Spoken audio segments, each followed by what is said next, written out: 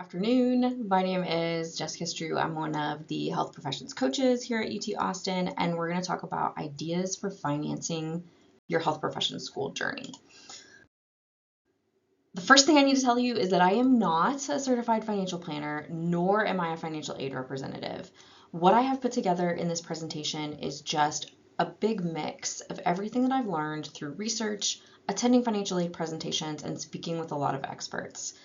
I think this information is extremely important for students that want to go to professional school, but may not have the means to just pay for it outright.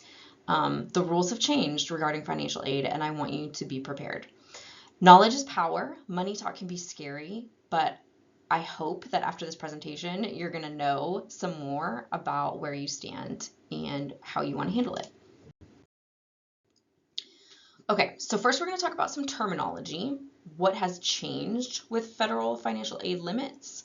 What is your cost of attendance? What can you do if federal loans don't cover everything? And then some additional resources and tips.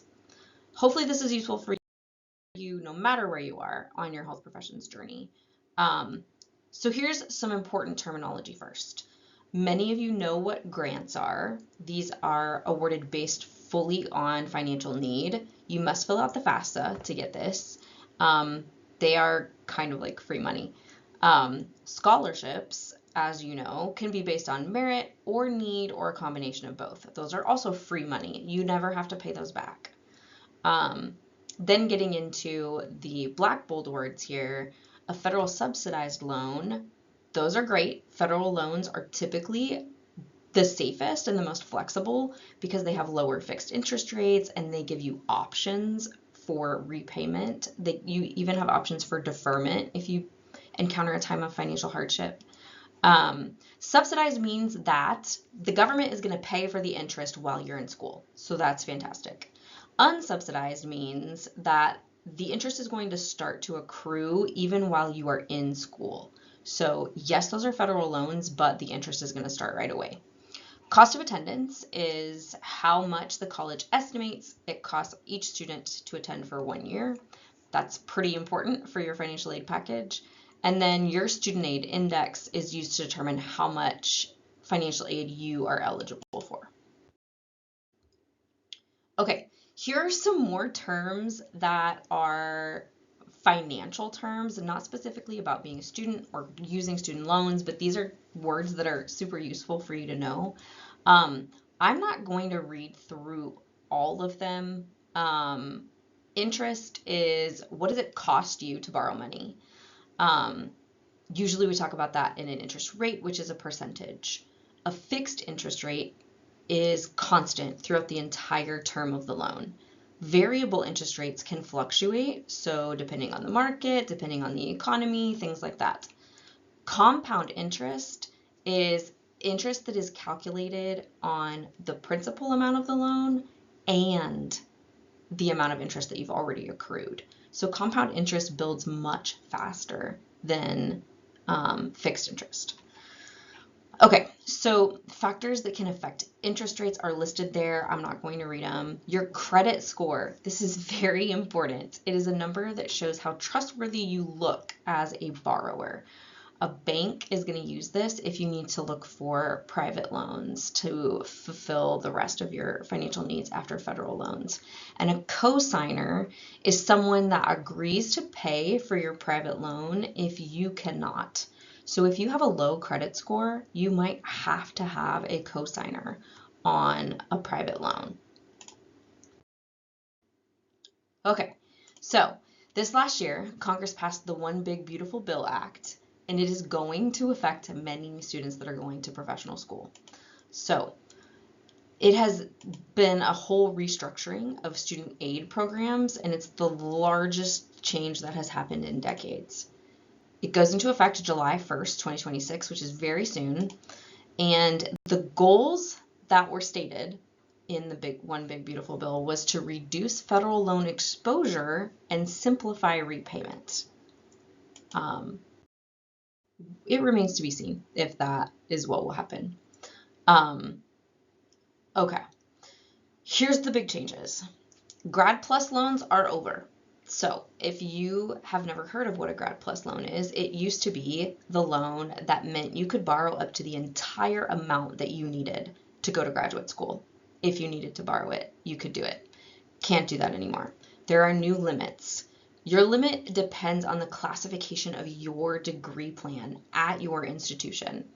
At the moment, all degrees are the same across institutions, but there is talk that that could change based upon some lobbying that's going on right now with classifications of degrees. So we're in the blue over here. So you have limits for graduate school and you have limits for professional school. Okay, if you're in graduate school, per year you can only take out $20,500, and the lifetime limit is $100,000 for you to earn that degree. The professional school loan, the annual limit is $50,000, and the combined total across however many years it takes you to get that degree is $200,000. There also is down here at the bottom a combined lifetime limit. So if you took out loans for undergrad, this combines and folds in for all of this. Nobody can take out more than $257,500 in total. Okay, so keep that in mind. Are you pursuing a graduate degree or a professional degree? And we're going to go to the next slide. Currently, these are the professions that are considered a graduate on the left, and those that are considered professional are on the right. These are not strictly limited to healthcare professions. Everything is on here. But these, at least on the professional side, everything is on here, and those are the only professions that are considered a professional degree. So if your degree is over here on the left, you have a much smaller limit in how much money you can take out for loans. Over here, you have a larger limit, but it's still a limit. Okay, so check again. Are you allowed to take out this $20,500 per year, or are you allowed to take out $50,000 per year? Not to say that that's definitely enough. In some cases, it won't be enough, but we're going to get to that. Okay, so what do these changes potentially mean? There are many things that could result from these changes to federal loans.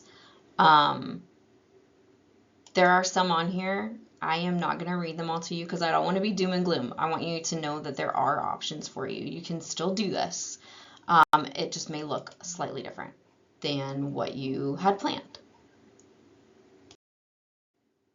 Okay, so one of the first things that you need to know when you are accepted to a professional school, med school, dental school, PA school, whatever school you're going to, what is the cost of attendance at your institution for one academic year? It should be online on their website. It may not be though, and if it's not, you should absolutely call them and ask them for what is the cost of attendance for this next year. I grabbed an example from online. This is the sample cost of attendance for McGovern Medical School for 26-27. So it's broken down here into different categories, and it is estimated that for a Texas resident, we'll stay in this column for now, for a Texas resident, it is going to cost almost $68,000 for the first year of medical school. Okay, so was there a discrepancy between the limit for the federal loan and how much 1 year costs? Yes, there's a $17,900 difference. So where are you going to find that extra $18,000? My first advice, always the same advice, is find free money first. If there's any place else that you might be able to find a scholarship or a grant or somewhere else that will give you that money, fill out your FAFSA. You're going to get your financial aid notification. It will have your scholarships and grants that are from your institution on there, and then it will determine how much they think that they can offer you. Your total aid cannot exceed your cost of attendance, but that makes sense. You don't want to take out more than you need. Where can you find money if there is still a gap? Again, please always find free money first. Scholarships, grants, search all over online and see where you can find more scholarships. Look at community scholarships and nonprofit organizations that assist students that are going to graduate school. Try to think if you have any family assistance that might be there for you. Maybe you have a savings account that you want to dip into, or maybe you are going to turn to private loans. So that's what this next section is about. Here are some risks that I want everybody to know about that are just smart to know. Okay, first there's variable versus fixed interest rates. Variable can change up and down with the economy. Fixed very often will start slightly higher when you initiate a loan, but it is going to stay the same for all of the years that you have to make payments on that loan. Whether that be 10 years, 15 years, 20 years, it'll stay the same. Are there cosigner requirements? So if you have a family member and you are lucky or blessed enough to have a family member that has good credit, that is willing to co-sign on a loan with you, that's fantastic.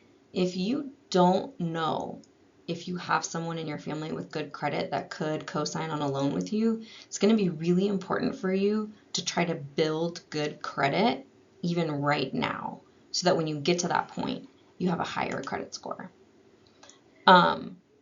Private loans don't have federal protections. So that means that they don't have income-driven repayment plans. Their repayment flexibility is not nearly as flexible as federal loans.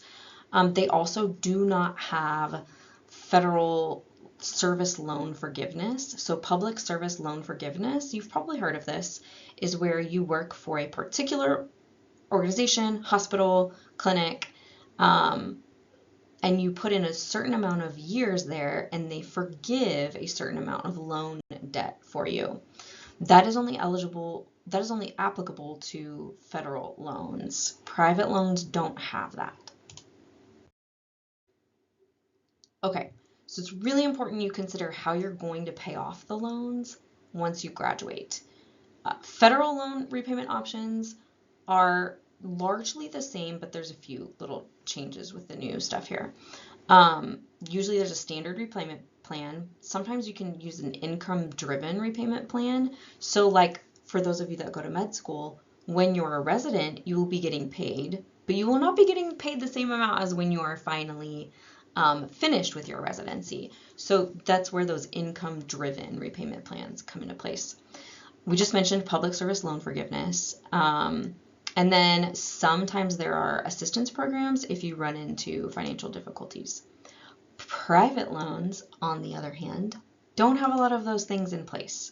Make sure that you understand before signing on the dotted line at the bottom of the loan what your repayment options will be. Is it fixed interest or variable interest? Are there any options for income-based repayment plans?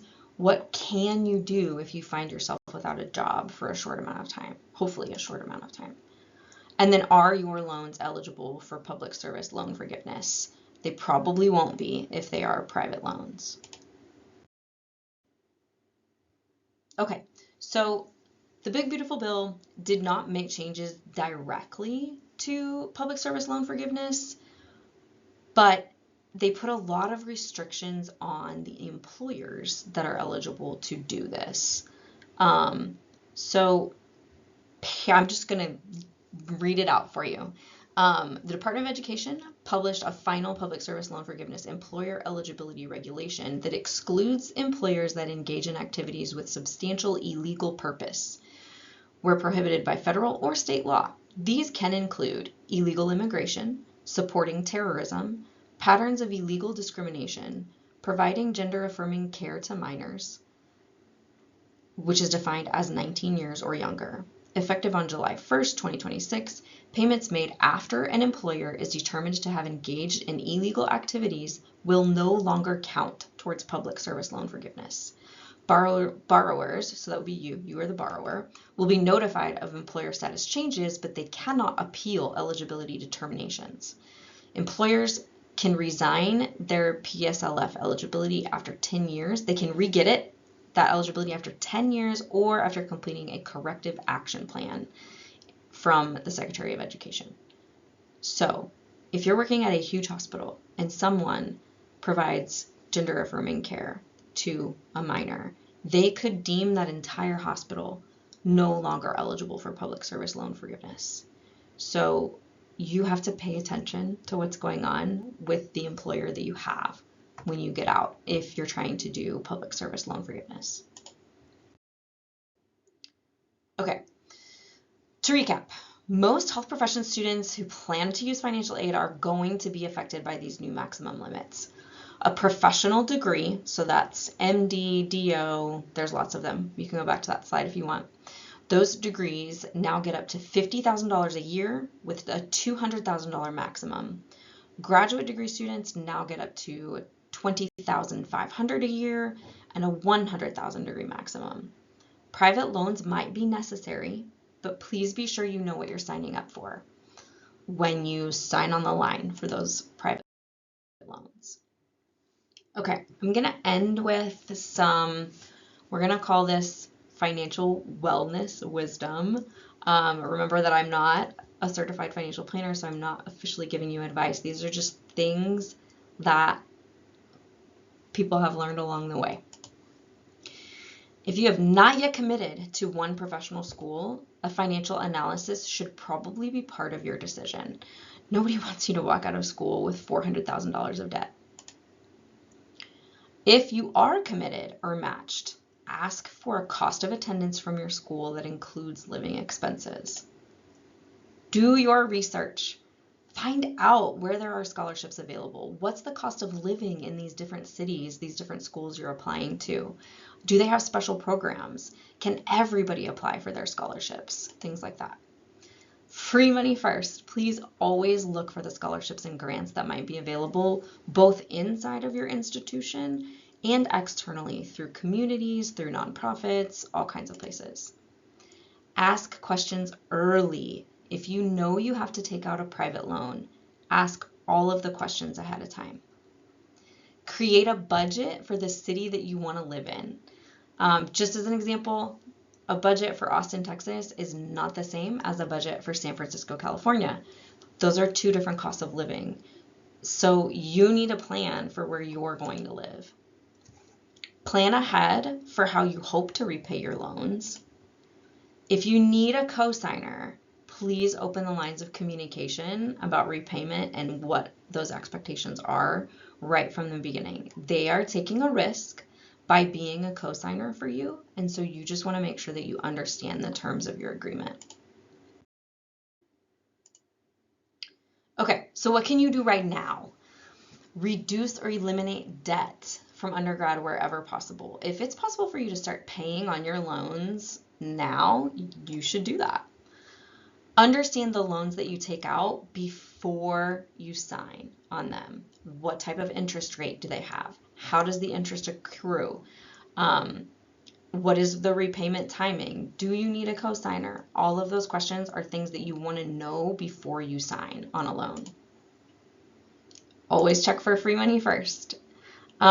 Make and adhere to a budget now. If you have never set up a budget for yourself, how much you can spend on groceries, how much you can spend on streaming, how much you can spend on going out to eat, set one and make yourself adhere to that budget so that you know that you'll be able to do it in graduate school. Pay your loans, your car payments, and your credit card payments on time every month. This is going to ensure that you start building good credit right now.